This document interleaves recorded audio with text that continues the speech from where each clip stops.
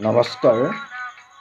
আবৃত্তি কৰিবলৈ লৈছোঁ নিজা ৰচিত এটি কবিতা, শিৰোনাম মই অসমীয়া। মই অসমীয়া, স্বাভিমান মোৰ পৰম সম্পদ। ইতিহাস সাক্ষী আছে, নাও বুৰি তলি পালেও টিঙৰ পৰা ননমা মানুহ মই।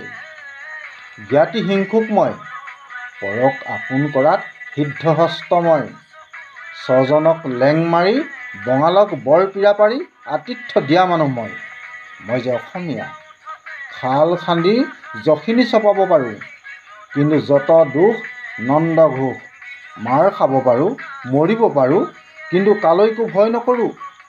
চুবুৰীয়া বিপদত পৰিছে পৰক, মোৰ তাতে কি আহে যায়।